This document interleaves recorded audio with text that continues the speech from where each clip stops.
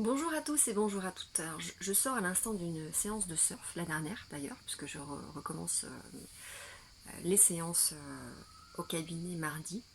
Mais en sortant de cette séance, j'ai un de mes patients qui m'a envoyé un message et on a discuté un peu.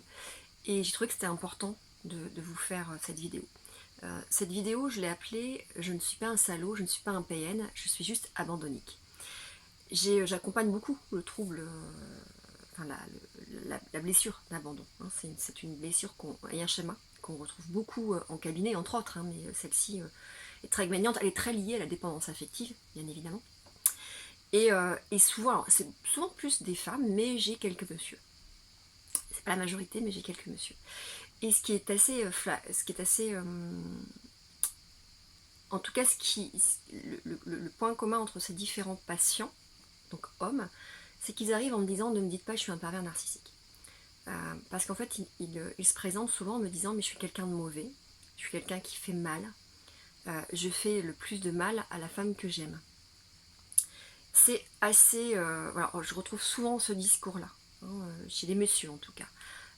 Je fais mal, je fais du mal, j'ai des comportements inappropriés, je fais énormément de mal à la personne que j'aime. Et ils en viennent même à avoir une croyance qui sont fondamentalement mauvais, euh, inadaptés à ce monde, et surtout ils ne méritent pas l'amour qu'on leur donne.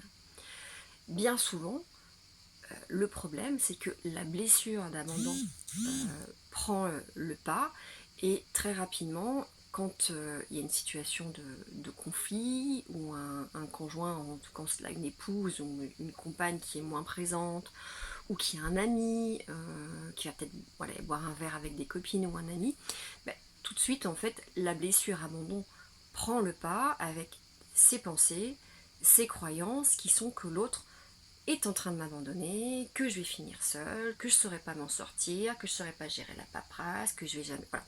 Donc il y a tout de suite la blessure d'abandon qui va engendrer ses croyances, en tout cas ses pensées. Forcément derrière, émotionnellement, il va y avoir de l'angoisse. Bien souvent c'est l'angoisse, la détresse, hein, le sentiment de vide intérieur, qu'on peut retrouver aussi chez le borderline. N'oubliez pas que le borderline, dans les caractéristiques, il y a la peur effrénée de l'abandon. Et puis derrière, il va y avoir tout un tas de comportements totalement inappropriés pour justement se préserver de cette blessure d'abandon. Et dans les comportements inappropriés, on va retrouver aller chatter sur des sites, aller Alexer dans le porno, faire venir des escort girls, aller se trouver plusieurs copines à droite à gauche comme ça, au cas où je ne me retrouve pas euh, tout seul, être infidèle. Hein, il y a beaucoup d'infidélité aussi, malheureusement. C'est pas tout le monde n'a pas ce comportement-là, mais il y a beaucoup de comportements aussi d'infidélité dans les schémas d'abandon, parce qu'en fait, si j'ai plusieurs personnes à mes côtés, quand il y en a une qui est défaillante, je sais que derrière, j'en aurai une qui pourra prendre le relais. Hein. Et puis si effectivement derrière l'épouse ça se remet, derrière on peut mettre fin, et on peut détruire énormément de personnes autour de soi, que ce soit le conjoint officiel ou les non officiels. Hein. Et c'est là où on peut retrouver des comportements qui peuvent faire penser à un manipulateur, à un pervers narcissique, ou quelque chose qui est vraiment mauvaise personne. Dans les autres comportements que vous allez retrouver, vous allez avoir le surinvestissement dans les activités, dans le sport, dans le travail, et puis toutes les addictions. L'addiction, alcool, drogue. Donc dans l'addiction, on va retrouver effectivement le sexe, hein, le porno, toutes ces petites choses, ces choses-là.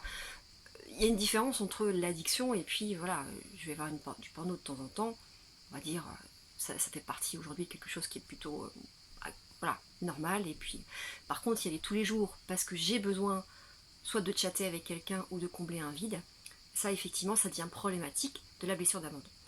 Rappelez-vous que dès que votre schéma abandon s'active, il va donc vous engendrer ces pensées-là, ces croyances-là, avec une angoisse énorme qui va vous amener inconsciemment à avoir ces comportements de survie, ces mécanismes de défense, qui malheureusement sont les comportements d'autosabotage qui vont entretenir votre schéma d'abandon, parce que forcément si vous êtes infidèle avec votre compagne, si vous buvez de l'alcool, si vous prenez du cannabis, si vous prenez de la drogue, si vous n'êtes jamais là parce que vous êtes tout le temps au travail, à un moment donné, l'épouse, elle en a marre et elle dit basta, je te laisse.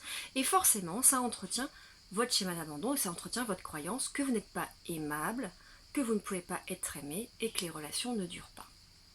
Il y a aussi le sentiment de vide énorme, la détresse émotionnelle et le sentiment de vide dès que je ne suis pas avec le conjoint, ou voilà. Et dans ce cas-là, j'ai besoin aussi de compenser dans tous ces comportements inappropriés, mais qui sont délétères, qui sont pas sains et qui, dans tous les cas, engendrent aussi une dépendance.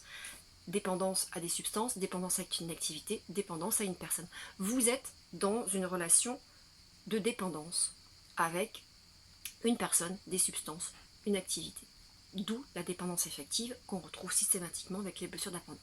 Forcément derrière, les relations sont hyper toxiques parce que derrière, vous faites du mal à l'autre, vous faites du mal aussi au non officiel, et puis vous faites du mal à vous-même. Alors si vous êtes borderline, si vous avez une blessure d'abandon, vous souffrez énormément. Si dans le cas de la perversion narcissique ou des narcissiques, vous ne souffrez pas. Donc, vous prenez et puis c'est tout, après d'ailleurs vous jetez. Mais quand vous vous rendez compte du mal que vous faites à vous-même et aux autres, et puis il y a cet aspect de destruction, hein, le monsieur avec qui je viens de discuter me dit je me détruis là, je me détruis, voilà, j'ai cru qu'elle allait me quitter, donc j'ai bu énormément alors que je buvais bu, j'ai refumé du cannabis, je suis allée sur des sites porno, j'ai chatté, parce que forcément derrière ça me permettait de me ressentir vivante, d'exister, de me dire bah au cas où j'aurais peut-être quelqu'un peut-être pour me secourir. Voilà, j'arrête.